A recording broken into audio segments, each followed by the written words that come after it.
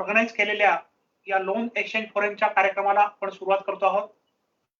या ठिकाणी रिझर्व्ह बँकेचे मान्य संचालक श्री सतीश मराठे साहेब, नॅफकॅपचे अध्यक्ष मान्य ज्योतिंद्रभाई मेहता सर, त्याचप्रमाणे सहकार भारतीचे राष्ट्रीय सरचिटणीस डॉक्टर उदय जोशी हे उपस्थित आहेत। मी त्यांचं मनापासून स्वागत करतो। त्याचप्रमाणे जनता सहकारी बँकेच्या बोर्डरूम मध्ये जनता बँकेचे अध्यक्ष मान्य माटे सर, सीईओ मान्य काकतकर सर आणि अन्य अधिकारी उपस्थित आहेत आणि महाराष्ट्रातील आणि महाराष्ट्राच्या बाहेरील काही अशा नागरी सहकारी बँकांचे मान्य अध्यक्ष, उपाध्यक्ष, सीईओ आणि कर्ज विभागाचे प्रमुख अशा सगळ्यांचा एकत्रित कार्यक्रम आपण आज करतो आहोत। या कार्यक्रमामध्ये मी पुन्हा एकदा आपल्या सगळ्यांचं स्वागत करतो। आपल्याला कल्पना आहे की आपण कोणत्याही शुभ कार्याची सुरुवात ही नेहमी दीप प्रज्वलनाने करत असतो। त्यामुळे या बँकेच्या संचालक मंडळात उपस्थित असलेले बँकेचे अध्यक्ष माटे sir, CEO Shri Kakatkar sir आणि बँकेचे general manager Shri Jagdish Kashyap sir यांना मी विनंती करतो की त्यांनी दीप प्रज्वलन करून आजच्या या शुभ कार्यक्रमाची सुरुवात करावी।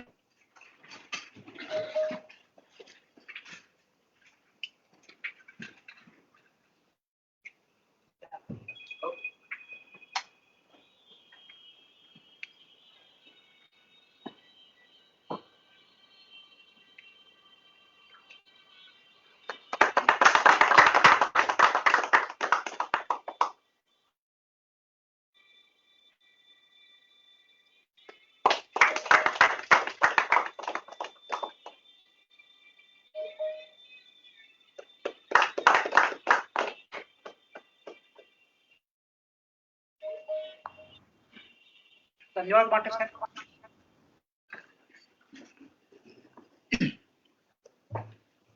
अंधारातून प्रकाशाकडे जात असताना कायम आपण दीप प्रज्वलन करत असतो आणि त्याप्रमाणे आता या कार्यक्रमाचं दीप प्रज्वलन करून सुरुवात झालेली आहे।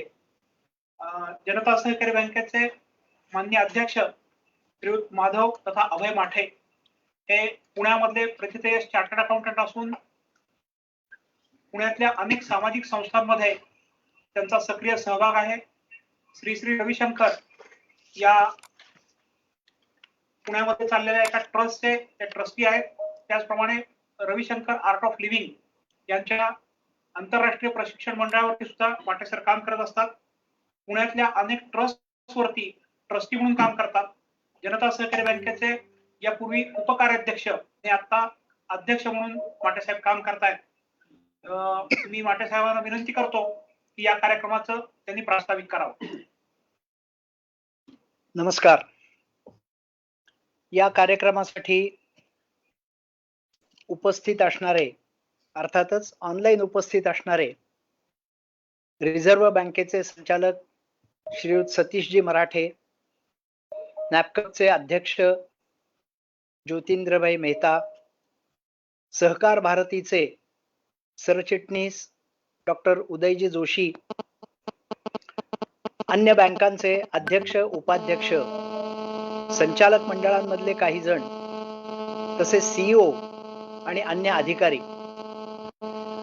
आता तर अजून एक नवीन माहिती अशी मिळाली की काही सहकारी बँकांनी तर त्यांच्या बोर्डरूम मध्ये सगळ्या बोर्डाला उपस्थित राहण्याची विनंती करून हा सगळाच्या सगळा कार्यक्रम अख्खं बोर्ड पाहत आहे।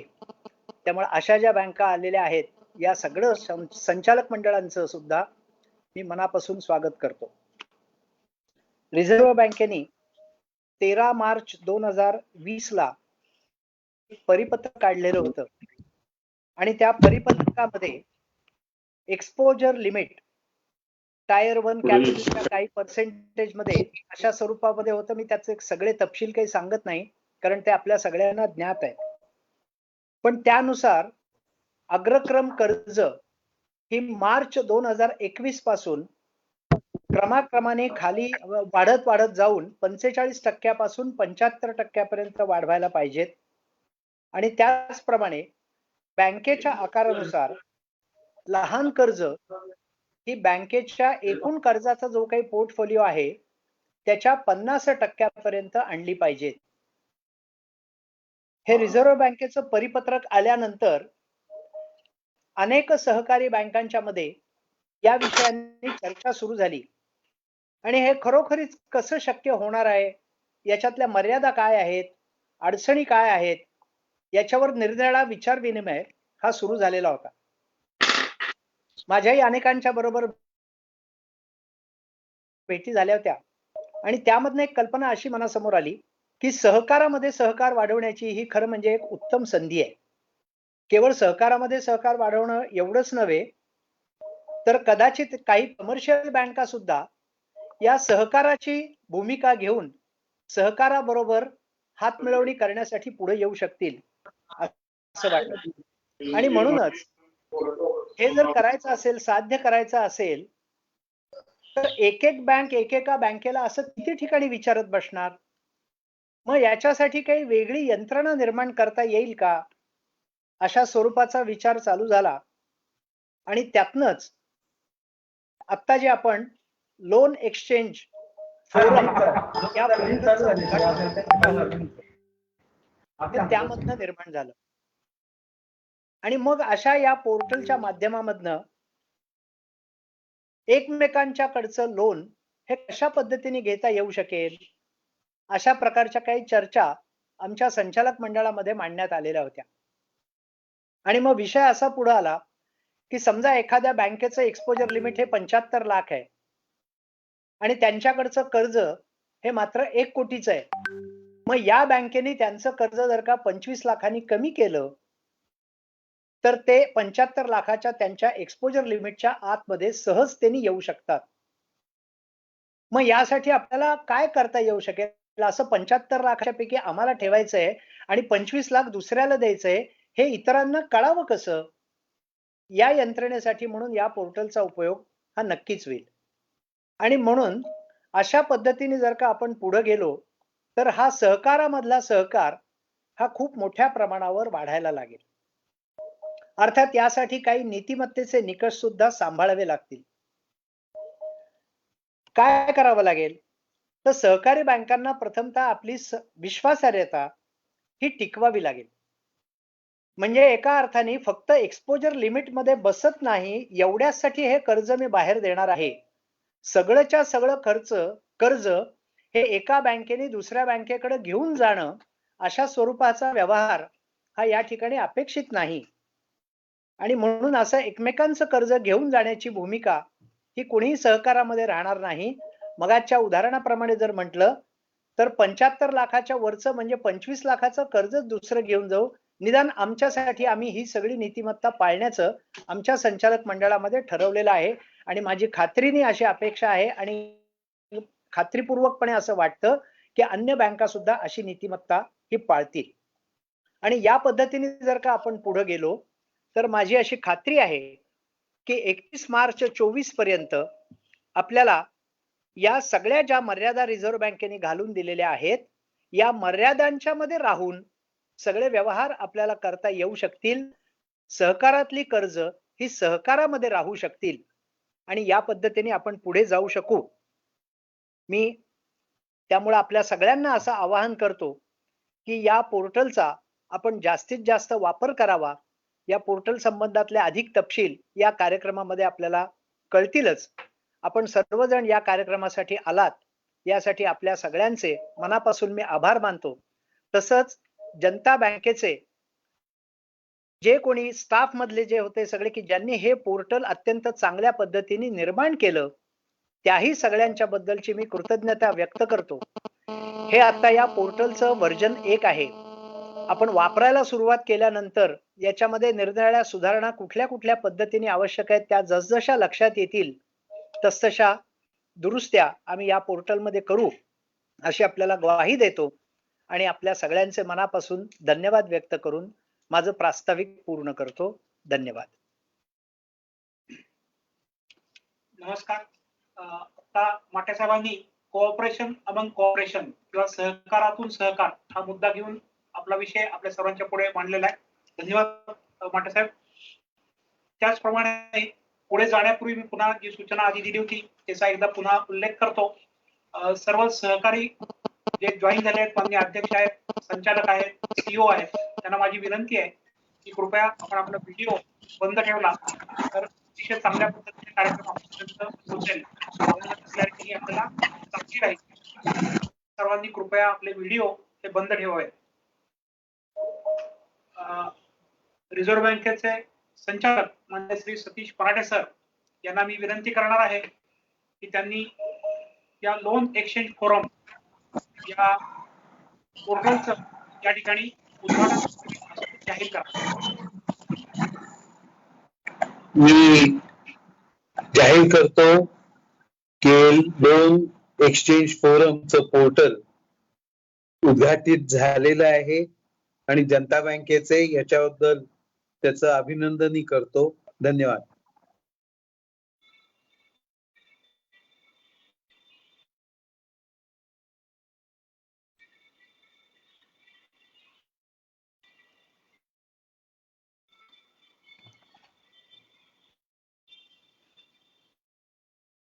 धन्यवाद पराडे साहेब, थँक्यू.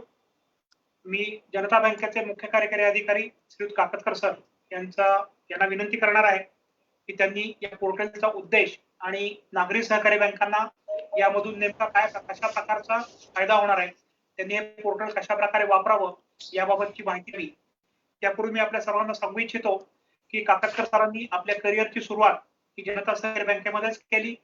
सर्व प्रकारचे प्रमोशन्स हे जनता बँकेमध्ये घेत 2016 पासून काकतकर सर हे जनता बँकेमध्ये सीईओ म्हणून काम करतायत. महाराष्ट्रात अनेक नागरी सहकारी बँकांमध्ये ट्रेनिंगच्या मीटिंगच्या माध्यमातून त्यांचा प्रवास झालेला आहेच.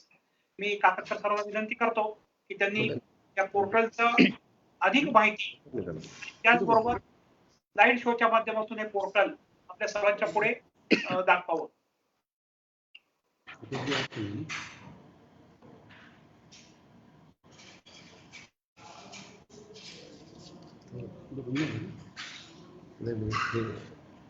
कनेक्ट करतोय. नमस्कार, मी जयंत काकतकर, मुख्य कार्यकारी अधिकारी, जनता सहकारी बँक पुणे.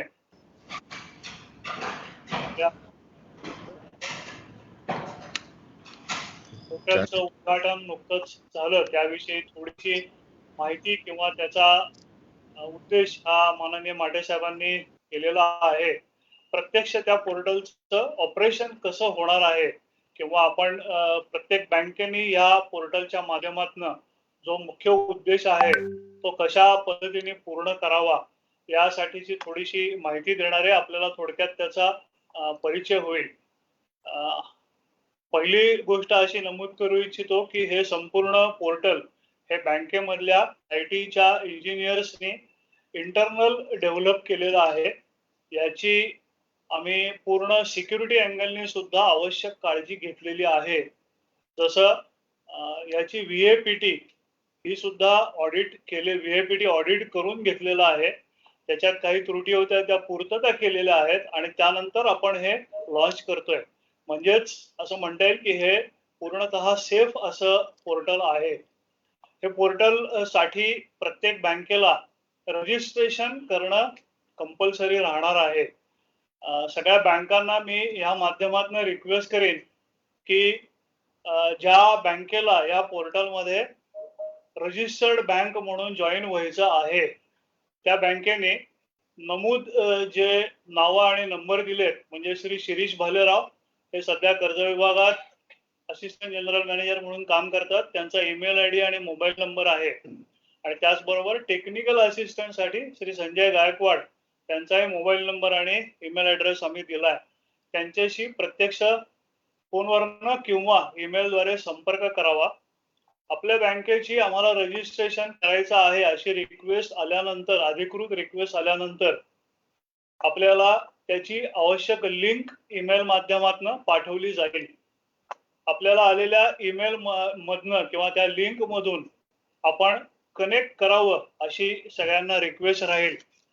आपण त्या लिंक मधनं कनेक्ट केल्यानंतर आता आपल्याला जो समोर स्क्रीन दिसतोय तसा स्क्रीन म्हणजे थोडक्यात वेबसाईट आपल्याला ओपन झालेली दिसेल. पोर्टलचं फ्रंट पेज आपल्याला ओपन झालेलं दिसेल. ह्या साईट वरनं समोर जे आपल्याला दिसतंय त्याप्रमाणे रजिस्टर युअर बँक या ऑप्शनला आपण क्लिक करावं. म्हणजेच आपली बँक रजिस्ट्रेशन साठी इथनं ऍक्सेस घेईल. रजिस्ट्रेशन म्हणजे फार मोठी फॉर्मॅलिटी ठेवलेली नाही. रजिस्ट्रेशन करत असताना बँकेचं नाव, बँकेची वेबसाईट, कॉर्पोरेट ईमेल आयडी इथे प्रामुख्याने उल्लेख करावासा वाटतो. बँकेचा जो डोमेन आयडी असतो ईमेलचा त्याचाच इथे वापर करावा, म्हणजे ओपन ईमेल आयडी इथे ऍक्सेप्ट केले जाणार नाही. उदाहरणार्थ jayant.kakadkar@janatabankpune.com हा जसा माझा रजिस्टर ईमेल आयडी आहे तशा पद्धतीचा बँकांनी आपला ईमेल आयडी इथे टाकावा. त्याच्या खाली बँकेचं नाव, वेबसाईट, ईमेल आयडी, की पर्सनचं नाव, designation, mobile number, corporate email ID आणि सर्वात शेवटी युजर आयडी जो आपण स्वतः क्रिएट करावा, जो आपण कोणताही करू शकता आणि त्या युजर आयडी नुसार आपल्याला नंतर लॉग इन करता येणं शक्य आहे.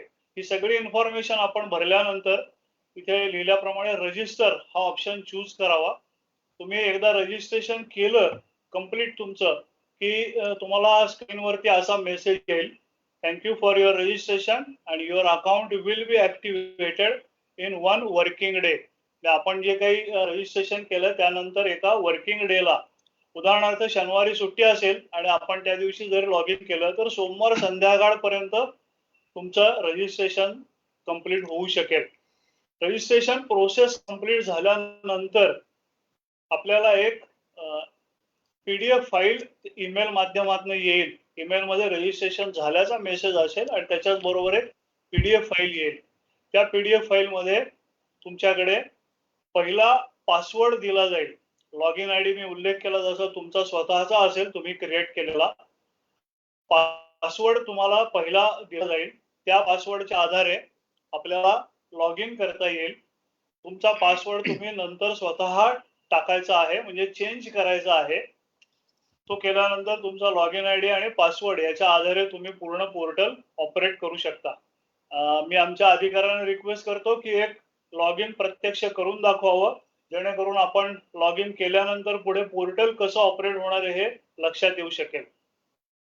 मला वाटतं आपण पोर्टल ओपन झालेलं म्हणजे आपण लॉग इन केल्यानंतर आपल्या समोर जी इन्फॉर्मेशन येणार आहे ती अशा पद्धतीची असेल.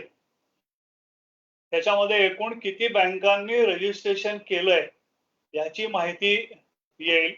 अर्थातच पहिली बँक जनता सहकारी बँक असेल त्यांची ही डिटेल्स दिसतील. जसे जसे याच्यात रजिस्ट्रेशन वाढत जाईल तशी तशी ही लिस्ट अपडेट होत राहील आणि तिथे आपल्याला रजिस्टर्ड बँका ह्या दिसू शकतील.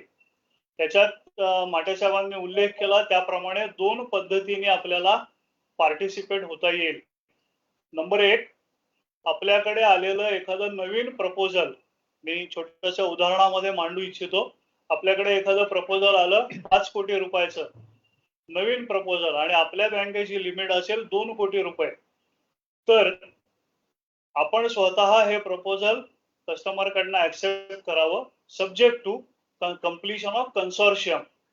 म्हणजे त्या 5 कोटी मधला आपली स्वतःची बँक ही 2 कोटीचा पोर्शन घेऊ इच्छिते अशा पद्धतीने पार्टिसिपेशन तुमचं येईल आणि उरलेल्या 3 कोटींसाठी अन्य बँकांना ही इन्फॉर्मेशन ओपन होईल, ज्याच्यामध्ये आपण इथे दिलेली माहिती कस्टमरची, उदाहरणार्थ सुरुवातीला लिहिलंय total loan required of the borrower, तिथे 5 कोटी येईल, activity, proposal available till date, अशा प्रकारची इन्फॉर्मेशन जी आपण नॉर्मल बँकर म्हणून भरत असतो किंवा कस्टमर कडनं घेत असतो ती इथे इन्फॉर्मेशन येईल. इथे इन्फॉर्मेशन आल्यानंतर रिमेनिंग किती पोर्शन आहे, तर मी उदाहरण दिलं जसं 5 कोटी पैकी 2 कोटी आपली स्वतःचीच बँक घेईल आणि रिमेनिंग 3 कोटी शिल्लक आहे. त्या 3 कोटी पैकी माझ्या बँकेला मी बघत असताना वाटलं की डेटा चांगला आहे आणि प्रायमरीली मी ह्याच्यामध्ये अजून 1 कोटी पर्यंत पार्टिसिपेट करू शकतो, तर तुमचं तसं इंटेन्शन ह्याच्यामध्ये द्यायचं आहे. म्हणजेच या केसमध्ये 2 + 1 3 कोटीचा टोटल पोर्शन कव्हर होईल. रिमेनिंग 2 असं आपल्याला इथे दिसायला राहील. आणि जेव्हा 5 कोटीचा टोटल पोर्टफोलिओ किंवा टोटल प्रपोजल पूर्ण होईल त्यावेळेला हे क्लोज होईल. हे आपल्याला टोटल रिपोर्ट्स मध्ये अवेलेबल आपल्याला दिसू शकतं. जसं इथे उदाहरण दिलंय त्याप्रमाणे लीड बँकेचा स्टेक किती असेल, रिक्वायरमेंट किती आहे, बिझनेस टाईप, स्टँडर्ड ज्या गोष्टी आहेत ह्या सगळ्या इथे दिसतील. Expected period, expected consortium loan amount इथे उल्लेख केला, तसा तो रिड्यूस होत जाईल कम्प्लीट होत जाताना. अशा पद्धतीने आपल्याला याच्यात पार्टिसिपेट होता येऊ शकतं. दुसरा भाग जो याच्यामधला असेल तो म्हणजे आपल्याकडे सध्या मगाच्या सुधारणामध्ये कंटिन्यू करू, माझ्याकडे एक्झिस्टिंग क्लायंट आहे आणि त्याचं माझ्याकडे 5 कोटी लिमिट आहे आणि 5 कोटीचे पूर्ण आता युटिलायझेशन झालेलं आहे. त्याच कस्टमरला ऍडिशनल रिक्वायरमेंट जर लागली तर ती 1 कोटीची रिक्वायरमेंट, 2 कोटीची रिक्वायरमेंट ही मूळ बँक पूर्ण करू शकणार नाही, कारण त्यांचं सिंगल पार्टी एक्सपोजर पूर्ण झालंय.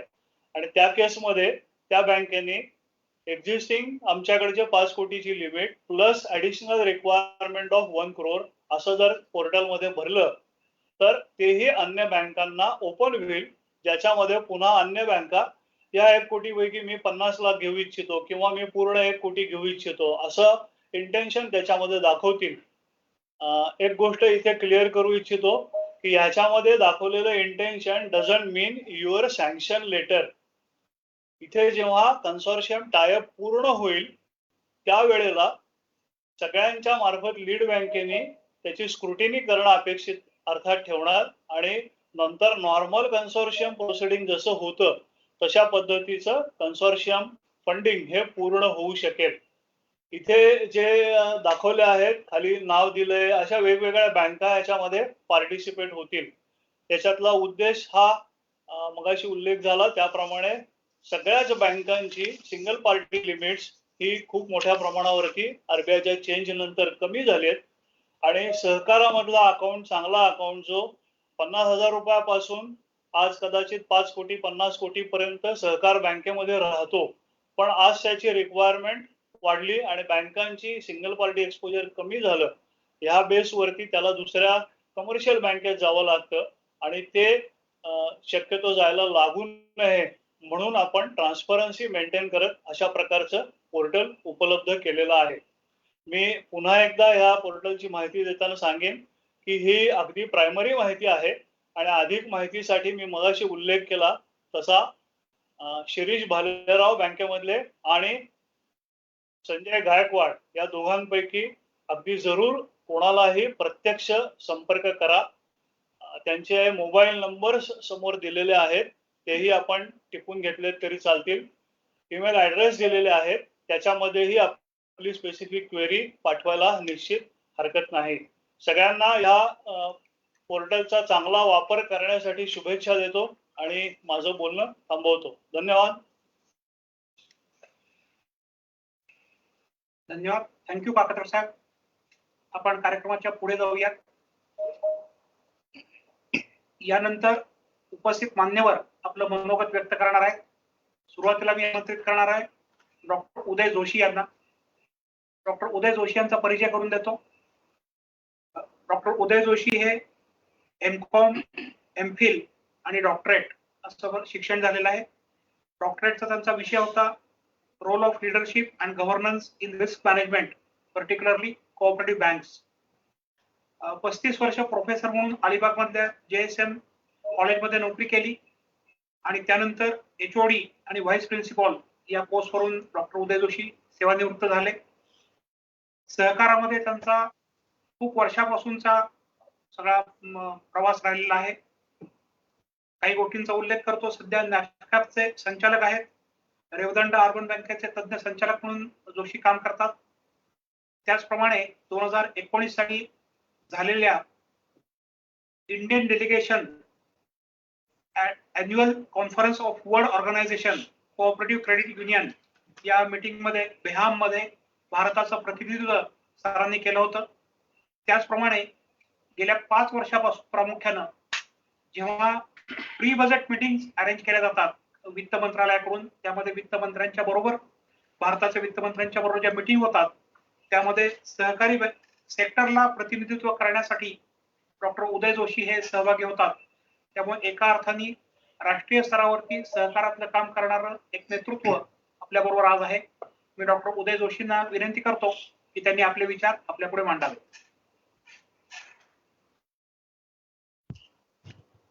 धन्यवाद. जनता सहकारी बँकेचे अध्यक्ष श्री अभयजी माटे, त्यांचे संचालक मंडळातील सर्व सहकारी, त्याचबरोबर हा कार्यक्रम आभासी पद्धतीने ज्या ज्या बँकांचे प्रतिनिधी, चेअरमन, मुख्य कार्यकारी अधिकारी हे आपापल्या बोर्ड रूम बसून पाहत आहेत, ऐकत आहेत,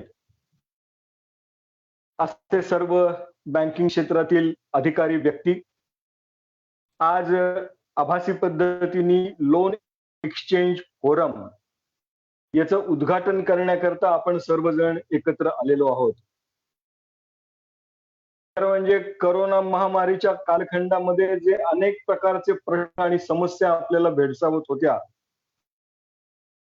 त्यातलाच कार्यक्रम साजरे करण्याची, एखादी नवीन गोष्ट प्रारंभ करण्याची पद्धती सुद्धा आपल्याला या करोनामुळे बदलावी लागलेली आहे. आणि त्यामुळे आज आपण सर्वजण आभासी पद्धतीने या कार्यक्रमाच्या निमित्ताने एकत्र आलोय. मित्रांनो, खरं म्हणजे सहकारी बँकिंग क्षेत्र हे सध्या एका मोठ्या ट्रान्झिट पिरियड मधनं जात आहे असं म्हटलं तर अतिशयोक्ती होणार. त्यात गेल्या दीड वर्षापासून आपण करोना महामारीच्या संकटाला तोंड देतोय. त्यामुळे अनेक उद्योजकांचे व्यवसाय आलेले आहेत. त्यामुळे साहजिकच बँकांची कर्ज वसुली सुद्धा थोडीशी अनियमित झालेली आहे.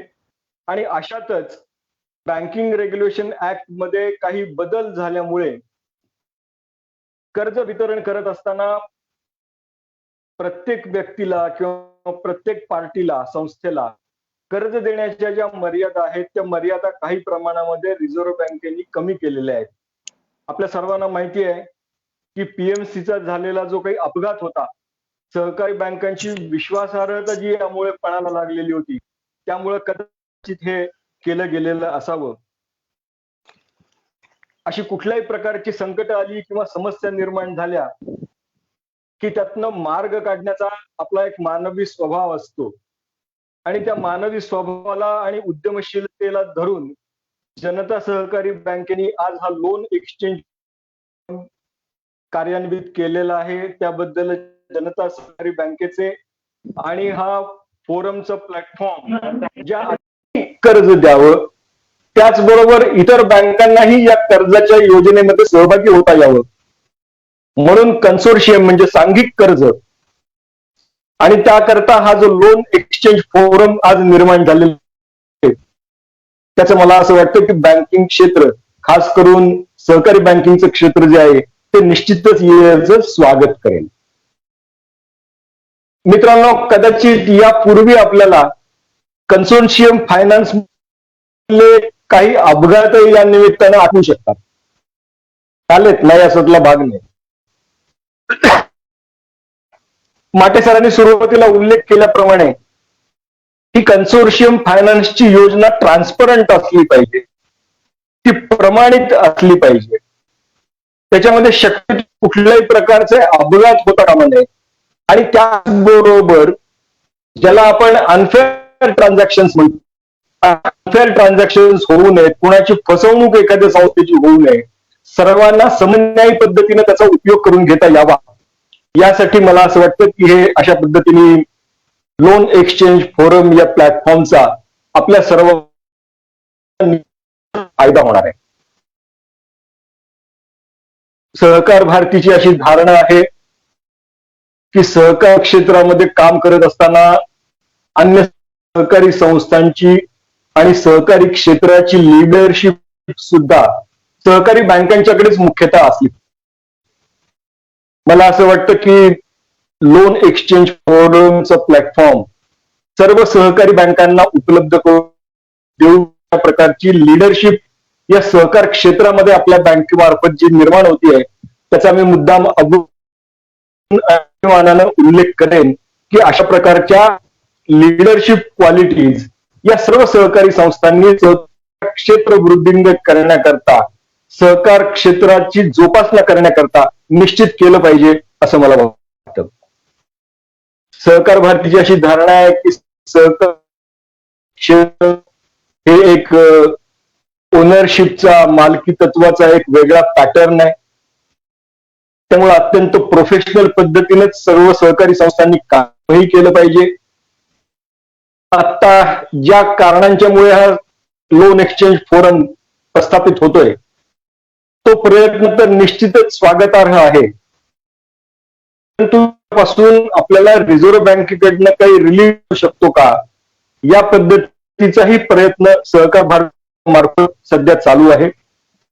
सहकार भारतीच्याच आग्रहामधनं सहकारी बँकांना एक रोड मॅप द्यावा आणि सहकारी बँकांची वाढ कशा पद्धतीने होईल या दृष्टिकोनातून हा रोड मॅप असावा अशा आग्रहानं सहकार भारतीनं रिझर्व्ह बँकेकडे एक एक्सपर्ट कमिटी तज्ञ समिती नेमणूक करण्याचा आग्रह धरला होता. रिझर्व्ह बँकेने तो प्रतिसाद दिला आणि अशा प्रकारची एक एक्सपर्ट कमिटी केली आणि आपल्या सर्वांच्या समोर मला जाहीर करायला विशेष आनंद वाटतो की या एक्सपर्ट कमिटीने सहकार भारतीच्या प्रतिनिधींना प्रत्यक्ष रिप्रेझेंटेशन करण्याची संधी त्यांच्या समोर दिली. अन्यथा अन्य संस्थांच्या प्रमाणे लेखी निवेदन पाठवणं, लेखी रिप्रेझेंटेशन पाठवणं हे करता आलं असतं. पण सहकार भारतीचा बँकिंग क्षेत्रामधला विशेषतः सहकारी बँकिंग क्षेत्रामधला रीच लक्षात घेऊन रिझर्व्ह बँकेनं कमिटीने सहकार भारतीला ही प्रत्यक्ष संधी आपले विचार मांडण्याची दिली. आपण ज्या समस्येचा आता सामना करतोय त्याच्याबद्दल रिझर्व्ह बँकेच्या प्रेझेंटेशन मध्ये सहकार भारतीने मुद्दाम उल्लेख केलेला आहे की अशा प्रकारच्या कर्ज मर्यादांवरती बंधनं कमी असावीत, ती वाढवण्याच्या दृष्टीनं विचार व्हावा. सहकारी बँकिंग क्षेत्राची ग्रोथ कशा पद्धतीने होईल याकरता या सगळ्या विजन डॉक्युमेंटचा विचार व्हावा. आजपर्यंत माधवपुरा बँकेच्या एपिसोड नंतर केवळ रिस्ट्रिक्टिव्ह ट्रेड प्रॅक्टिसेस लागू केल्या गेल्यामुळे या सहकारी बँकिंग क्षेत्राचा जो विकास व्हायला पाहिजे, जी ग्रोथ म्हणजे वाढ व्हायला पाहिजे नॅचरली, ती दुर्दैवानं झालेली नाही. या एक्सपर्ट कमिटी समोर अशा प्रकारचं आग्रही प्रतिपादन सहकार भारतीने केलेलं आहे आणि मला निश्चित विश्वास वाटतो की अशा पद्धतीनं सहकार भारतीनं जे रिप्रेझेंटेशन दिलेलं आहे त्याचा यथायोग्य आणि गांभीर्यानं रिझर्व्ह बँक सुद्धा विचार करेल आणि योग्य तो मार्ग आपल्याला यातनं उपलब्ध करून देईल असा मला स्वतःला आणि सहकार या प्रयत्नांमुळे सहकार भारतीला सुद्धा विश्वास वाटतो. वर्स्ट कम वर्स्ट अशा प्रकारच्या मागण्या आणि रिप्रेझेंटेशन मान्य झालं नाही आणि ट्रॅडिशनल दृष्टिकोनातूनच रिझर्व्ह बँकेने या क्षेत्राकडे बघण्याचं दुर्दैवाने ठरवलं तर मला असं वाटतं की हे चॅलेंज लोन एक्सचेंज फोरमच्या माध्यमातून निश्चितपणे आपल्याला सोडवू शकेल, त्याच्यावर मात करता येऊ शकेल.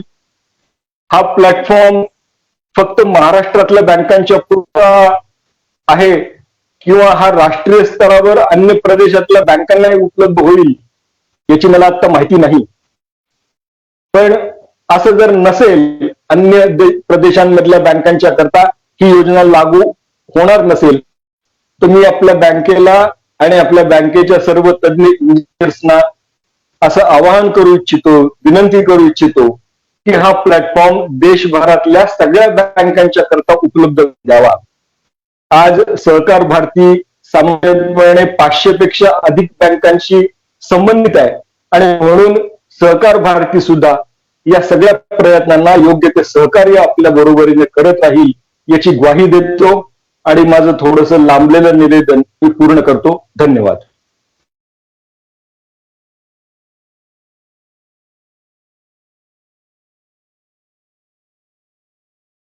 ओव्हर.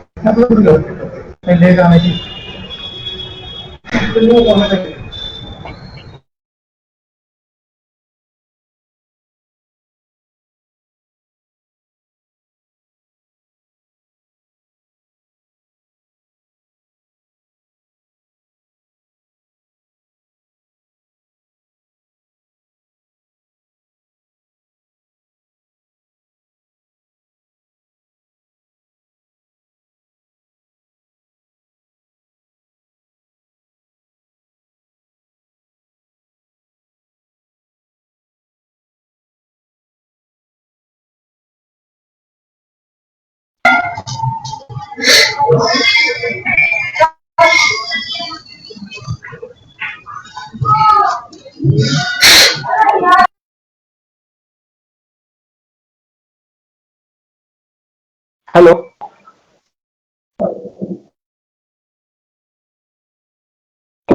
हॅलो. हा.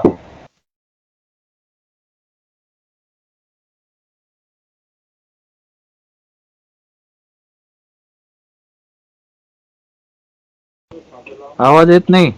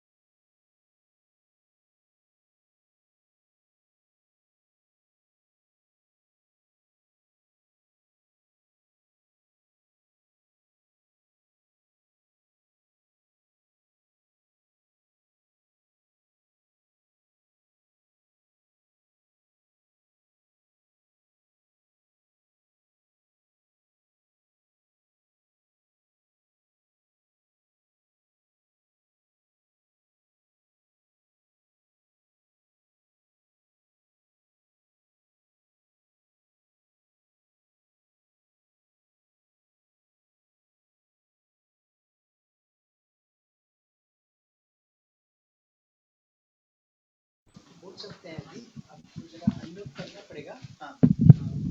वर्ष प्रोजेक्ट में आना है. अच्छा, आपको आवाज नहीं आ रही है क्या उधर? अच्छा.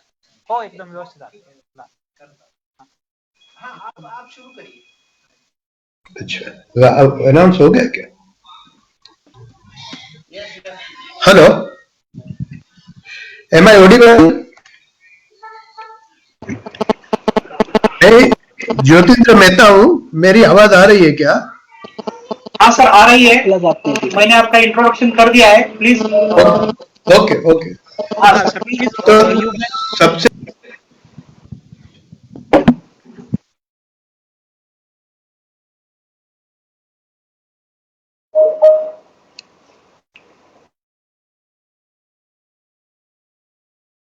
म्यूट झालं.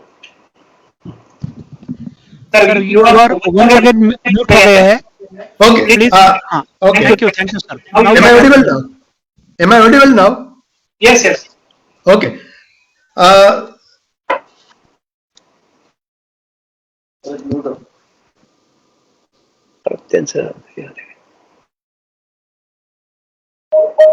सर, फिर एक बार आप म्यूट हो गए हैं. Please unmute yourself sir. नहीं, ये आपके वहां से कोई कर रहा है. Okay. Hello, am I, is it okay? Yes sir, please. अच्छा, आपके वहां से कोई न कर दे, वो जरा देख लीजिए. हाँ, ठीक मैं है. तो हाँ, आदरणीय सतीश जी, आदरणीय उदय जी, आदरणीय अभय जी, सुभाष जी मोहिते, अलका जी पेटकर, जयंत काकतकर जी और पूरे सहकारी क्षेत्र की बैंकिंग सेक्टर से आए हुए सब chairman, vice chairman, board of directors. सबसे पहले तो मैं पुणे जनता सहकारी बैंक को बहुत बहुत बधाई देता हूं और धन्यवाद भी करता हूं.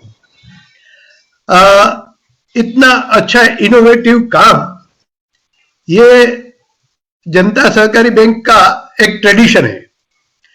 मुझे याद है बहुत साल पहले जनता सहकारी बैंक ने अपना खुद का डेटा सेंटर बनाया था और हम सब लोग देखने आए थे.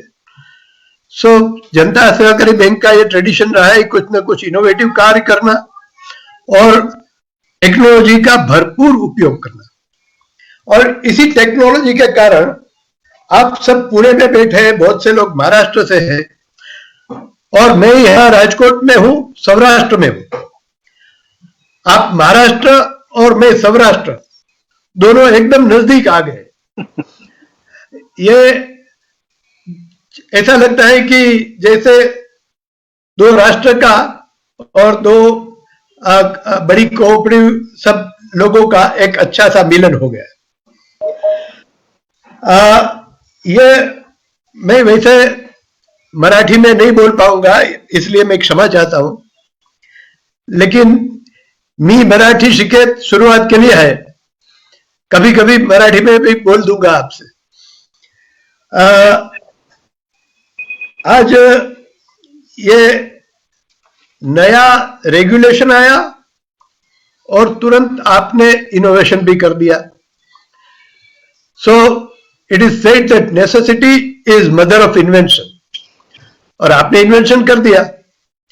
वैसे ये कार्य फेडरेशन को भी करना चाहिए, और आपने लीड लेकर इतना अच्छा एक नया सोच से, नई पद्धति से, जो लोन एक्सचेंज, जैसे लगता है कि ये स्टॉक एक्सचेंज के जगह ले सकता है, और लोन एक्सचेंज फोरम ऐसा आपने जो शुरू किया है, आप सब बहुत बहुत बधाई के पात्र हैं।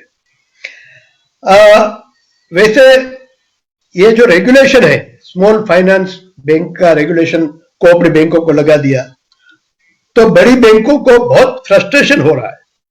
कहां जाए, क्योंकि बड़ी बैंक का बड़ा पोर्टफोलियो है, वो अपने आप से हाथ से चला जाएगा, और इसलिए हमें बहुत तकलीफ भी हो रही है। हम सब जहां जहां इनजस्टिस है वहां मिलकर फाइट करेंगे, लेकिन हमें इनोवेशन भी करना है, और आपने ये करके दिखाया कि अगर आपका रेगुलेशन है तो हम भी उसका एक रिजोल्यूशन करते हैं। जनता सहकारी बैंक का ये जो सूत्र है आपका, सहकारी यशोधनम, यानी हम सब मिलकर सहकारी यशोधनम, आप हर रोज पढ़ते होंगे, लेकिन सहकार्य करके पूरे सेक्टर को उठाना, यह बहुत बड़ा काम आपने किया है, और इस कार्य के लिए हमें बहुत बड़ा एक माइलस्टोन आपने स्थापित किया है। वैसे आज हम देखते हैं स्टैटिस्टिक्स, तो बहुत सी बैंकों का सीडी रेशियो है, वो बहुत ही कम है, और to find out a good advance is a big challenge, और आपने उस चैलेंज को, उस सीडी रेशियो का एक सॉल्यूशन निकाला है कि पूरे सहकारी क्षेत्र का, और आप जो कह रहे हैं कि कोऑपरेटिव एमंग्स कोऑपरेटिव, तो कोऑपरेशन जो है हमारा, वो सब कोऑपरेटिव के बीच में होना चाहिए, और कोऑपरेटिव का एडवांस कोऑपरेटिव में ही रहे, कोऑपरेटिव की एसेट कोऑपरेटिव में ही आ जाए, ऐसा बहुत अच्छा आपने ये इनोवेशन किया है। मुझे लगता है कि आगे आने वाले दिनों में ये पोर्टल बहुत बहुत इंपॉर्टेंट साबित होगा, और जो सीडी रेशियो में सफर करते हैं ऐसी बैंकों के लिए बहुत बड़ा आशीर्वाद होगा। ये एक प्रकार का कोऑपरेटिव स्ट्रेटेजिक बिजनेस अलायंस है। स्ट्रेटेजिक बिजनेस अलायंस, हम सब साथ में न मिले, लेकिन अलग अलग अपने अपने बैंक में रहे, फिर भी हम स्ट्रेटेजिक बिजनेस अलायंस कर सकते हैं। हालांकि आज स्थिति यह है कि हम सब अपने अपने किंगडम में रहते हैं। पुणे जनता सहकारी बैंक अपने किंगडम में है, मैं राजकोट नागरिक सहकारी बैंक का एक अपना किंगडम है, और किसी को पता ही नहीं है कि बगल वाली बैंक का सीडी रेशियो कम है, और उस सीडी रेशियो के कारण उनका एक बहुत बड़ा मुश्किल पीरियड चल रहा है। सीडी रेशियो कम होने के कारण प्रॉफिट कम हो जाता है, और ये जो मुश्किल है उसमें से ये एक बहुत बड़ा आपने वेपन ढूंढ निकाला है। पुराने दिनों में अग्नास्त्र और अलग अलग प्रकार के शस्त्र होते थे, ये शस्त्र है और अस्त्र भी है, और इस शस्त्र और अस्त्र से हम अपनी फाइट सब मिलके लड़ेंगे, ऐसा दिखता है। और अम्ब्रेला जो हम सब नेफकप और मिलके रिजर्व बैंक की एक सम्मति से हम एक नेशनल अम्ब्रेला बनाने जा रहे हैं।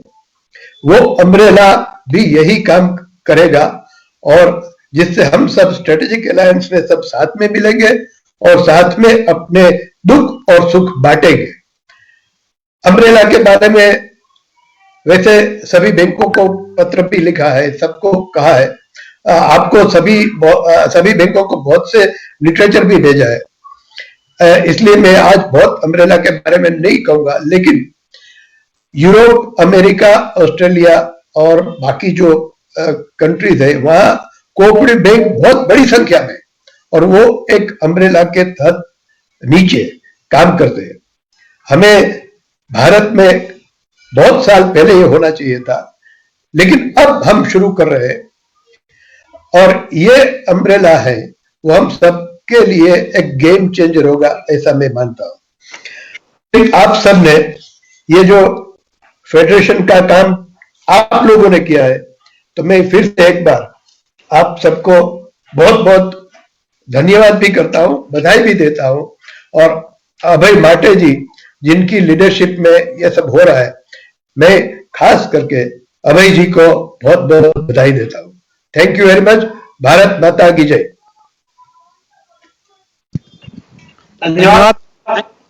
थैंक यू बेटा सर।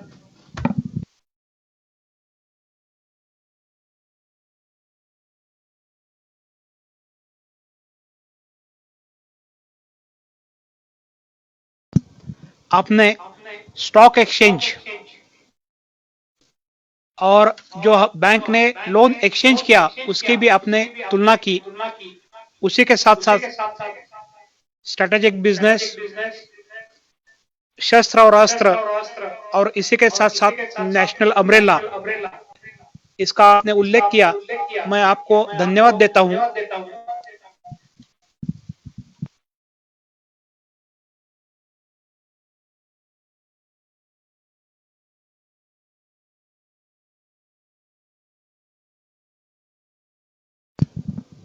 मी आता आमंत्रित करणार आहे संचालक रिझर्व्ह बँक ऑफ इंडिया मान्य सतीशजी मराठे सर। मराठे साहेबांचा मी परिचय करून देतो। सतीशजी मराठे यांनी आपल्या बँकिंग करिअरला बँक ऑफ इंडिया पासून सुरुवात केली, त्यानंतर युनायटेड वेस्टर्न बँकेचे सीईओ, चेअरमन म्हणूनही त्यांनी काम केलं। त्यानंतर मुंबई स्थित जनकल्याण सहकारी बँकेचे सीईओ म्हणूनही त्यांनी अत्यंत चांगली कामगिरी केली। सहकार भारती या सामाजिक संस्थेचे, ज्या संस्थेमध्ये 20,000पेक्षा अधिक नागरी सहकारी किंवा कोऑपरेटिव्ह सोसायटी, कोऑपरेटिव्ह संस्था यांचं लीडरशिप सहकार भारती संस्था करते, त्याचे ते संस्थापक सदस्य असंही त्यांनी काम केलेलं आहे किंवा ते संस्थापक सदस्य आहेत। सध्या रिझर्व्ह बँकेचे संचालक आहेत हे आपल्यापैकी अनेकांना सर्वांनाच माहिती आहे। एनसीडीसी चेही ते संचालक आहेत। त्याचबरोबर एका गोष्टीचा उल्लेख केला पाहिजे, Laxmanrao Inamdar national academy for cooperative research and development, त्याचेही मराठे सर हे उपाध्यक्ष आहेत। या निमित्ताने भारतामध्ये आणि महाराष्ट्रामध्ये अनेक जिल्ह्यांमध्ये मराठे सरांचा प्रवास आणि आपल्या सगळ्यांचं मार्गदर्शन होत असतं। 2001 मध्ये बँकिंग असोसिएशनचे, इंडियन बँक असोसिएशनचे सेक्रेटरी म्हणूनही सरांनी काम केलेलं आहे। इफ्कोनी 2015 मध्ये दिलेला एकमेव पुरस्कार सहकारिता रत्न, अशा सहकारिता रत्न या पुरस्काराने मराठे सरांना गौरवितही केलेला आहे। मी मराठे सरांचं या ठिकाणी स्वागत करतो आणि मराठे सरांना मी विनंती करतो की या निमित्ताने आपण आपले विचार आमच्या पुढे मांडावेत। धन्यवाद।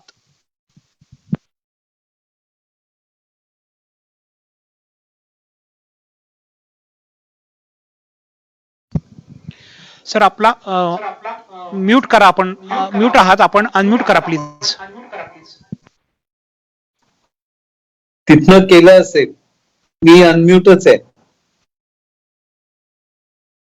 आता ऐकू येत आहे? हॅलो।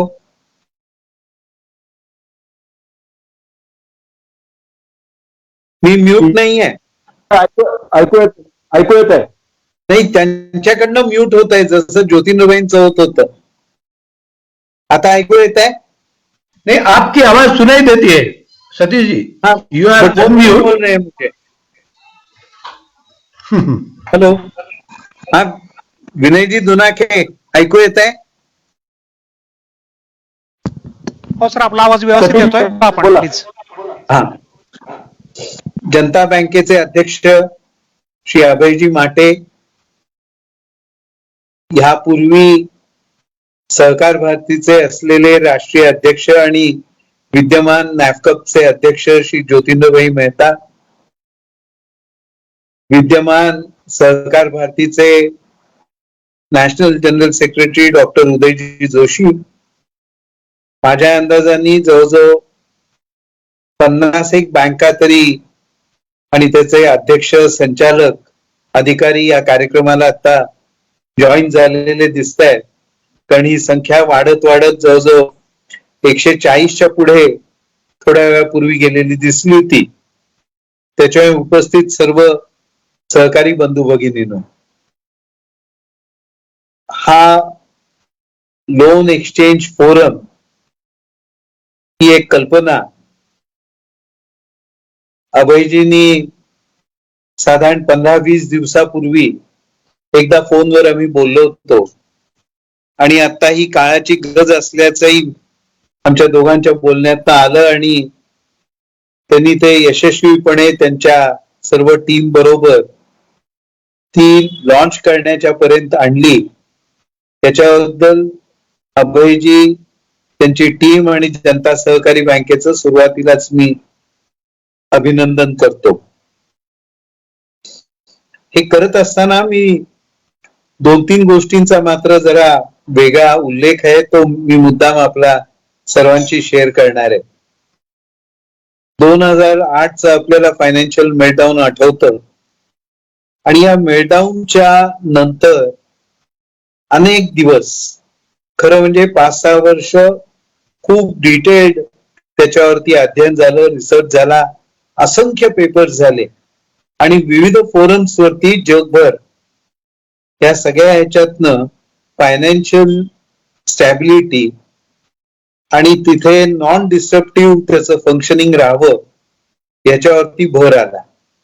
आणि याच कॉन्टेक्स्ट मध्ये युनॅनिमसली जगभरातल्या सगळ्या सेंट्रल बँकांनी मिळून निर्णय घेतला होता की आपण आपलं रेग्युलेशन आणि सुपरविजन हे अधिक सुदृढ आणि नॉन डिस्ट्रक्टिव्ह पद्धतीने आपापल्या फायनान्शियल सेक्टर आणि पर्यायी इकॉनॉमिक ग्रोथ चालू राहील याच्याकरता प्रयत्नशील असलं पाहिजे.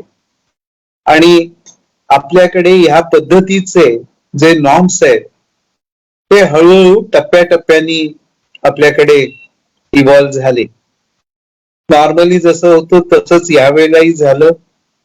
कमर्शियल बँकांना म्हणजे पब्लिक सेक्टर बँकांना आधी नॉर्म्स आले, प्रायव्हेट सेक्टर बँकांना आले, स्मॉल फायनान्स बँकेला सुरुवातीपासूनच आले आणि नागरी सहकारी बँकांना जे आता त्यांनी गेल्या मार्च मध्ये सर्क्युलर काढलं ते we are the last amongst the lot.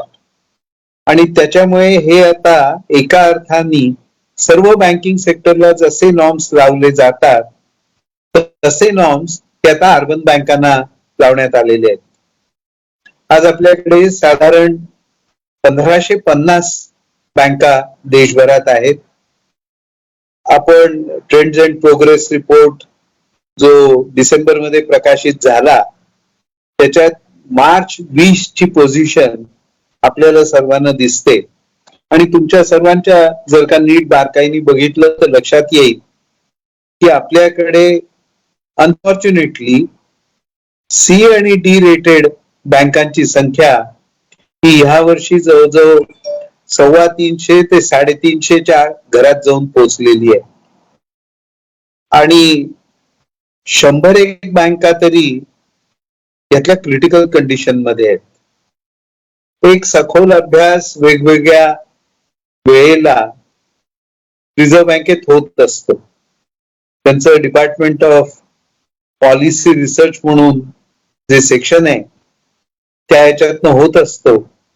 आणि मग त्याच्यातनं असं लक्षात आलं विशेष करून की ह्या ज्या बँका अडचणीत आल्या त्यातल्या जिथे फ्रॉड झाला, गव्हर्नन्स फेल्युअर आहे हा सोडून देऊ, पण मोठ्या प्रमाणावर ज्या बँका अडचणीत आल्या त्या बँकांनी त्यांच्या नेटवर्कच्याकडे लक्ष न देता हवं तितकं मोठेली लोनची एक्सपोजर्स घेतली आणि जेव्हा ही मोठीली लोन्स अडचणीत आली त्याच्याबरोबर त्या बँका अडचणीत आल्या. आणि एकदा आपल्याकडे बघतो आपण की जेव्हा बँकेच्या मध्ये अकाउंट एनपीए होतो फारच थोड्या बँका आणि फारच क्वचित अशी उदाहरणं मिळतात की त्याचं नीट रिहॅबिलिटेशन होऊन रिवाईव्ह होऊन तो परत परफॉर्मिंग ऍसेट होतो. वेगवेगळ्या पब्लिक सेक्टर बँकांमध्ये आणि प्रायव्हेट सेक्टर बँकांमध्ये रिहॅबिलिटेशन आणि सेल्स आहेत. नागरी सहकारी बँकांकडे असा प्रयत्न होतो पण डेडिकेटेड ज्याला आपण म्हणू शकू अशी कुठलीही व्यवस्था नाही आणि त्याच्यामुळे रिस्क ॲपेटाईटच्या प्रमाणात लोन्स बँकांनी द्यावी ही त्याच्यातनं माहिती जी पुढे आली त्याच्यातनं हे सर्क्युलर निघालं. आता त्यांनी जे आता नॉर्म्स घातले ते माझ्या दृष्टीने बँकांना अत्यंत गैरसोयीचे आहेत आणि ते वाढले पाहिजेत याच्याकरता आम्ही सगळेजण प्रयत्नशील आहोत. मला असं वाटतं काही ना काही त्याच्यात रिलॅक्सेशन हे नक्की येईल. एक मुद्दा मगाशी बोलताना आला की आपल्याला 75% पर्यंत प्रायोरिटी सेक्टर लेंडिंगला करायचंय. आपण जर का इकॉनॉमिक टाइम्स किंवा टाइम्स ऑफ इंडियात 3-4 महिन्यापूर्वी आलेली एक मेजर बातमी होती, खूप लोकांच्या ती लक्षात आली की नाही माहित नाही, पण अर्बन बँकांचे लोक बोलत असताना म्हणतात की आम्हाला खूप मोठी अडचण येणार आहे. प्रत्यक्ष जर का आपण बघितलं तर ह्या देशातले 90% मॅन्युफॅक्चरिंग सेक्टर मधले युनिट्स ही आता प्रायोरिटी सेक्टर लेंडिंग मध्ये कव्हर होतात. हा तो एक फार महत्वाचा रिपोर्ट होता, कारण आपल्याला माहित असेल गेल्या वर्षी या प्रायोरिटी एमएसएमई सेगमेंट याचं रिडिफाईन झालं, डेफिनेशन झाली आणि या रिडेफिनेशनच्या पायी फार मोठ्या प्रमाणावरती भारतातली इंडस्ट्री ही प्रायोरिटी सेक्टर लेंडिंग खालती येते. म्हणून प्रायोरिटी सेक्टर लेंडिंगची आपण चिंता करू नये असं मी मुद्दाम आग्रहपूर्वक सांगेन. ट्रेंड्स अँड प्रोग्रेस रिपोर्ट मधला गेल्या 3 वर्षाचे फिगर्स बघितले तर नागरी सहकारी बँका कन्सिस्टंटली 45% ते 50% रेंज मध्ये आताच प्रायोरिटी सेक्टर लेंडिंगला त्यांचा क्रायटेरिया फुलफिल करतायत. काही बँका आहेत की ज्यांना तो करता आला नाहीये, पण रिझर्व्ह बँकेने आपण जर का नवीन आलेल्या गाईडलाईन्स बघितल्या तर त्याप्रमाणे ज्यांच्याकडे सरप्लस प्रायोरिटी सेक्टर लेंडिंग आहे ते त्यांना असाइन करता येतं. एवढंच नाही तर नवीन आलेली गाईडलाईन जी आहे की तुमचं प्रायोरिटी सेक्टर कमी होत झालेलं असलं आणि तुम्ही जर काय असाइनमेंट घेऊन आपला कोटा फुलफिल करू शकला नाही तर RIDF मध्ये देखील आपल्याला इन्व्हेस्टमेंटची नवीन आपल्याला मुभा मिळालेली आहे. त्याच्यामुळे आपण प्रायोरिटी सेक्टर लेंडिंग बद्दल चिंता करू नये असं मी मुद्दाम आग्रहपूर्वक सांगेन. चिंता जी आपल्याला सर्वांना खरं करायला हवी ती अशी की नागरी सहकारी बँका ज्या प्रमाणात आपल्या पॉलिसी फ्रेम करतात त्या पॉलिसीज आपण सगळ्यांनी काळजीपूर्वक बघून रिव्ह्यू करणं आणि त्या आजच्या परिस्थितीला साजेशा असतील अशा दृष्टीने त्या तयार करणं आणि त्या केल्यानंतर चांगले कस्टमर शोधण्याकरता मार्केटिंग एफर्ट घेणं ही फार महत्वाची गोष्ट आहे, ज्याच्याकडे आपल्याकडे टोटल दुर्लक्ष होतं. माझा स्वतःचा जुना अनुभव जर का सांगायचा झाला, मी आमच्याकडे असंच व्हायचं की कसे आपल्याला चांगले ऍडव्हान्सेस मिळणार, कोण करणार, पण बँकेतले सर्वात चांगले 6 अधिकारी मी आयडेंटिफाय केले आयडेंटिफाय करून जी आमची पॉलिसी होती ती आम्ही आधी रिव्ह्यू केलेली होती आणि त्यांना क्लिअर कट नॉर्म्स दिले होते आणि त्यांना असं म्हटलं होतं की तुम्ही बँकेत किती वेळ बसताय महत्वाचं नाही, तुम्ही भेटा आणि दर महिन्याला प्रत्येक अधिकाऱ्यांनी, आम्ही म्हणताना जरी म्हटलेलं असलं की त्यांनी 30 अकाउंट्स नवीन लोकांना भेटावं, तरी 20-22 पर्यंत लोक हे भेटू शकले आणि आपल्याला आश्चर्य वाटेल की 6 अधिकाऱ्यांनी मिळून 6 महिन्याच्या काळात 150 कोटीच्या पुढे ऍडव्हान्सेस आम्ही प्रत्यक्ष सँक्शन करून डिस्बर्स करू शकलो होतो. त्याच्यामुळे आपण जर का आपल्या पॉलिसीज नीट केल्या, मार्केटिंग एफर्ट जर का फोकस करून केला, तर नागरी सहकारी बँकांना कुठलीही क्रेडिटची चिंता असण्याचं खरं म्हणजे कारण नाही. या देशामध्ये प्रचंड खूप मोठ्या संख्येत त्याला आपण म्हणू शकू एमएसएमई सेगमेंटमध्ये येणारी युनिट्स आहेत. ही ऑर्गनाइज सेक्टर मध्येही आहेत आणि अनऑर्गनाइज सेक्टर मध्ये आहेत. आणि आपल्याला ऐकून आश्चर्य वाटेल की टोटल क्रेडिट जे भारतात दिलं गेलेलं आहे त्या क्रेडिटच्या केवळ 17% हे या एमएसएमई सेगमेंट कडे गेलेलं आहे आणि त्या एमएसएमई सेगमेंट मध्ये प्रत्यक्ष स्मॉल आणि मीडियम एंटरप्राइजेसला आणखी कमी गेलेलं आहे. त्याच्यामुळे आपल्याकडे फार मोठी क्रेडिट गॅप आज उपलब्ध आहे आणि ती जर का आपण फुलफिल करायची ठरवली तर ती एक भारताची मोठी आर्थिक सेवा होणार आहे. या अँगलनी परिस्थितीचा अध्ययन करून आपल्या लोकल एरियात आयडेंटिफाय करून आपण प्रयत्न सर्वांनी करण्याची गरज आहे असं मी मुद्दाम आपल्याला याच्यातनं सांगेन. 4-5 वर्षापूर्वी आपण बँक ऑफ बडोदातनं जे रिझर्व्ह बँकेत, मला आता पटकन नाव आठवत नाहीये, बँक ऑफ बडोदातनं जे रिझर्व्ह बँकेत डेप्युटी गव्हर्नर म्हणून आले, त्यांचं सीएबी मध्ये एक लेक्चर होतं. ते लेक्चर आरबीआयच्या साईट वरती आज देखील अवेलेबल आहे. ते लेक्चर मी सर्वांनी आपण वाचावं, प्रिंट काढून घ्यावी. फार मोठं नाहीये, 7-8 पानी ते स्पीच आहे आणि त्याच्यात त्यांनी फिनटेक कंपन्यांचा उल्लेख केलेला आहे. फिनटेक कंपन्या ह्या पुढच्या काळामध्ये अधिक अग्रेसिव्ह होणार आहेत. एवढंच नाही तर त्या ऍग्रिगेटर आणि डिसऍग्रिगेटरचा दोन्ही रोल करणार आहेत. आणि ब्रिटनमध्ये फिनटेकच्या माध्यमातनं जसे आपल्याकडे एमएसएमई आपण म्हणतो तसा त्यांचा जो सेगमेंट आहे त्याला सर्वात मोठी कॉम्पिटिटिव्ह रेट्स मध्ये सेवा या फिनटेक आणि बँका एकत्र आल्यावर दिल्या. रिझर्व्ह बँकेच्या डेप्युटी गव्हर्नरनी त्यांच्या भाषणात म्हटलेलं आहे, time has now come for fintechs and banks to join hands. मला असं वाटतं याचाही आपण हा एक्सचेंज पोर्टल लॉन्च करत असताना जरूर विचार केला पाहिजे.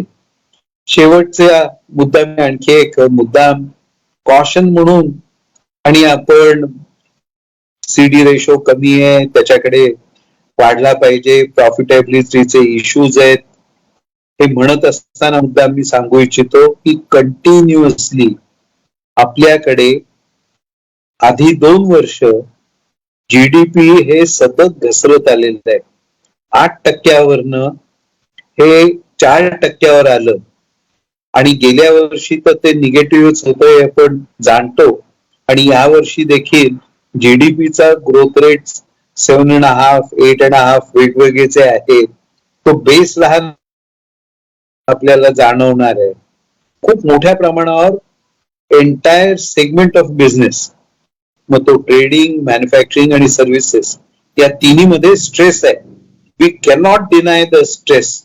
आणि ज्या प्रकारचे आता लॉकडाऊन सबंध देशभर 15 मार्च नंतर झाले आणि अजून ते चालू आहेत, पूर्णपणे उठलेले नाहीत. इंडस्ट्रीमध्ये देखील अटेंडन्स हा अजून 40%, 50% आहे. त्याच्यामुळे we'll have to be extra cautious हे करत असताना, लेंडिंग करत असताना.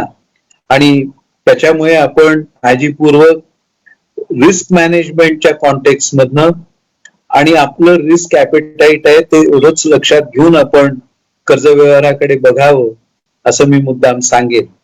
बँक ऑफ इंडियात असताना अनेक मोठेल्या अकाउंटचा कन्सोर्शियम लीडर असण्याची मला संधी मिळाली होती आणि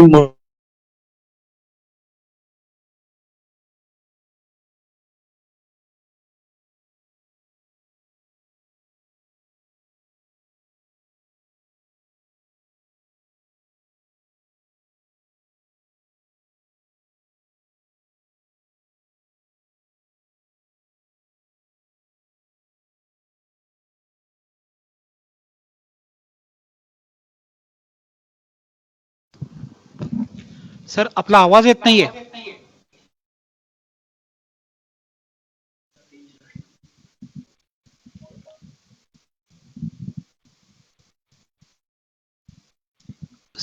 सर आपल्याकडे आवाज येत नाहीये. रेंज जरा प्लीज बघताय चेक होता.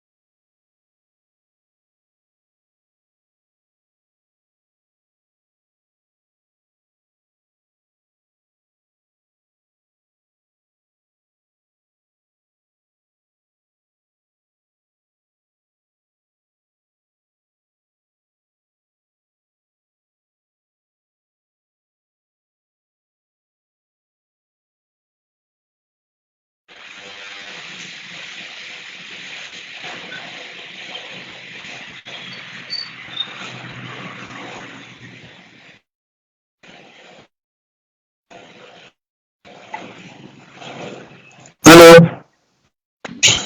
हॅलो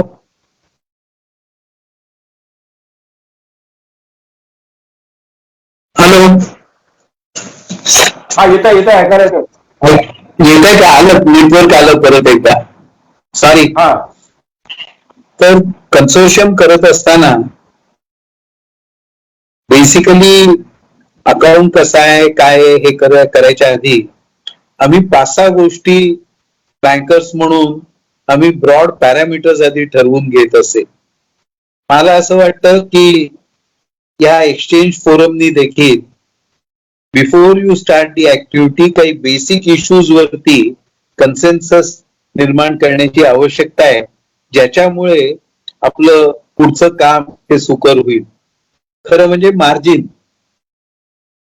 जे आपण stocks, raw material, work in प्रोग्रेसला घेतो ते आणि बुक डेट्सला, प्रत्येक बँकेची पॉलिसी सहकारामध्ये अत्यंत वेगळी आहे असं मला त्याच्यातलं जाणवतं. इंटरेस्ट रेट्स हे देखील शहराप्रमाणे बदलत आहे. प्रत्येक बँकेचा एक प्रोफाईल वेगळा आहे आणि त्याच्यामुळे इंटरेस्ट रेट्स आपण जेव्हा एकत्र काम करू तेव्हा वेगवेगळे इंटरेस्ट रेट्स ठेवणं हे सोयीचं नसतं. कमिशन आपण जे लेव्ही करतो बॉरोअरला त्याच्यामध्ये युनिफॉर्मिटीची आवश्यकता आहे. वेगवेगळ्या प्रकारचे जे चार्जेस लावतो त्याची एक फार मोठ्या प्रमाणावर आवश्यकता आहे. आणि सर्वात महत्वाचा मुद्दा कोऑपरेटिव्ह सेक्टरमध्ये जो येतो, जो पब्लिक सेक्टर किंवा प्रायव्हेट सेक्टर बँकांमध्ये कमी येतो, तो percentage of collateral security. 100% collateral security आपण जर का सगळेजण इन्सिस्ट करत बसलो तर फार मोठं त्याच्यातनं अडचणीचा मुद्दा येतो. आणि मोठ्या अकाउंट्स मध्ये नॉन फंड बिझनेस ही खूप मोठा असतो. गॅरंटीज असतात, एलसीज असतात, एलसी इनलँड किंवा फॉरेनही असतात. त्याचं शेअरिंग कसं करायचंय त्याचा एक्सचेंज प्रॉफिट कसा शेअर करणार आहोत, त्याचं इन्कम कसं शेअर करणार आहोत, हे बेसिक फंडामेंटल्स आपण जर का नीट ठरवले तर मला असं वाटतं की हा एक्सचेंज हा सक्सेसफुल होईल. आणि last but not the least, याच्यातलं जे जॉईंट डॉक्युमेंटेशन असतं ते मला असं वाटतं we don't have to reinvent. Indian banks असोसिएशननी स्टँडर्डाइज डॉक्युमेंटेशन त्यांच्याकडे तयार आहे, त्यांचं घ्यावं. नाहीतर आपण आपल्या फोरमची एक कमिटी करून आपल्याला सर्व मान्य जे वकील असतील त्यांच्याकडनं वेटिंग करून एक standard documentation, joint charge file, जिथे कंपन्या आहेत तिथे जॉईंट चार्ज फाईल करायला, जिथे नाही तिथे देखील हा आपण जॉईंट डॉक्युमेंटेशन तयार करून घेणं आणि मॉर्गेज डीड्स देखील स्टँडर्डाइज नीट करून घेणं ही अत्यंत गरजेच्या गोष्टी आहेत. या जर का आपण प्रिलिमिनरी होमवर्क आधी कम्प्लीट केलं तर मला असं वाटतं की हा फोरम खूप मोठं, जसं ज्योतिंद्र भाईंनी उल्लेख करताना म्हटलं की this is our innovation for the resolutions किंवा regulation that the Reserve Bank is bringing. आणि याच्यामुळे आपली ग्रोथ खंडित न होता ती वाढेल. सिनर्जेटिकली आपण एकत्र काम करू शकू आणि हा उपक्रम आपण जो करतो त्या उपक्रमाबद्दल परत एकदा मी आपले सर्वांचे सुरू करण्याबद्दल जनता बँकेचे आणि इतर सगळ्या पोटेन्शियली जॉईन होणाऱ्या बँका या सगळ्यांचं मी अभिनंदन करून माझं बोलणं पूर्ण करतो. धन्यवाद. आणि नेटवर्क गेलं याच्याबद्दल सॉरी मध्येच.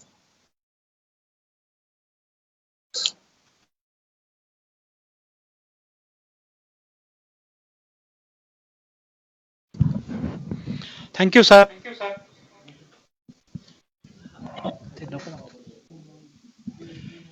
आता मराठे सरांनी स्वाभाविकपणे संचालक रिझर्व्ह बँक या भूमिकेमधून आपल्या सर्वांशी बोलताना हा लोन एक्सचेंज पोर्टल वापरत असताना कॉशन्स काय घ्यावी, त्याचप्रमाणे कन्सेशन्स कसे क्लिअर करावेत, कोणकोणत्या प्रकारची काळजी घ्यायला पाहिजे आणि त्याचबरोबर स्वतः सीईओ असताना कर्ज वाढवण्यासाठी केलेल्या प्रत्यक्ष उदाहरणांचाही उल्लेख केला. मी मराठे सरांचा मनापासून धन्यवाद देतो. आपलं बोलणं हे आमच्या सर्वांसाठी निश्चितच प्रेरणा देणारं राहिलेलं आहे. यानंतर आपण कार्यक्रमाच्या समारोपाकडे जातो आहोत. मी जनता बँकेचे जनरल मॅनेजर श्री जगदीश कश्यप यांना अशी विनंती करतो की त्यांनी आभाराचे वोट्स ऑफ थँक्सचं काम करावं. थँक्यू. नमस्कार, मी जगदीश कश्यप. आभार प्रदर्शनाचं काम माझ्याकडे आहे. आज या माझ्या बँकेनं तयार केलेल्या ऑनलाईन पोर्टल या कार्यक्रमासाठी, या पोर्टलच्या उद्घाटनासाठी आपण आमच्या अध्यक्षांनी विनंती केली आणि त्या विनंतीला अनुसरून उपस्थित राहिलात, याबद्दल आभार मानण्याचं काम निश्चित केलं पाहिजे. आजच्या या कार्यक्रमासाठी रिझर्व्ह बँकेचे संचालक माननीय सतीशजी मराठे, त्यानंतर नॅशनल कोऑपरेटिव्ह फेडरेशनचे अध्यक्ष माननीय ज्योतिंद्रभाई मेहता, सहकार भारतीचे सरचिटणीस माननीय डॉक्टर उदयजी जोशी, रिझर्व्ह बँकेच्या जनरल मॅनेजर माननीय स्मिता कुमार, त्याचप्रमाणे सारस्वत बँकेचे अध्यक्ष माननीय श्री गौतमजी ठाकूर, कॉस्मॉस बँकेचे अध्यक्ष माननीय श्री मिलिंदजी काळे, पुणे जिल्हा बँक नागरी सहकारी बँक असोसिएशनचे अध्यक्ष माननीय श्री सुभाषजी मोहिते आणि त्याचप्रमाणे विविध बँकांचे अध्यक्ष, संचालक, विविध बँकांचे मुख्य कार्यकारी अधिकारी आणि विशेष या कार्यक्रमासाठी तांत्रिक सल्लागार असणारे विद्या मीडियाचे श्री अजिंक्य कुलकर्णी आणि लास्ट बट नॉट लिस्ट माझ्या डेटा सेंटर मधील सर्व जे काही इंजिनियर की ज्यांनी हा पोर्टल अतिशय उत्तमपणे सादर करून आजचा या कार्यक्रमाची शोभा द्विगुणित केली, या सर्वांचे मी जनता बँकेच्या वतीनं मनपूर्वक आभार व्यक्त करतो. आपण या कार्यक्रमास उपस्थित राहिला आणि या कार्यक्रमाची शोभा वाढवली त्याबद्दल पुन्हा एकदा आभार व्यक्त करतो आणि माझं बोलणं संपवतो. धन्यवाद. हा कार्यक्रम संपला असं या ठिकाणी मी जाहीर करतो. आता 2 अधिकाऱ्यांचा उल्लेख आणि मोबाईल नंबर सीओनी आपल्याला दिलेले आहेत. त्यामध्ये शिरीष भालेराव आपल्या स्क्रीनवरती आपण पाहतो आहोत. जनता सहकारी बँकेच्या लोन डिपार्टमेंटमध्ये एजीएम म्हणून काम करतात. त्यांचा मोबाईल नंबर, त्याचप्रमाणे टेक्निकल साठी श्री संजय गायकवाड यांचेही नंबर हे आपण आता या ठिकाणी मेल आयडी आणि फोन नंबर दिलेले आहेत. सर्व बँकांना माझी विनंती आहे की आपण या दोघांची संपर्क करावा आणि लिंक मागवून घ्यावी. धन्यवाद. हा कार्यक्रम संपला असं मी या ठिकाणी जाहीर करतो. थँक्यू.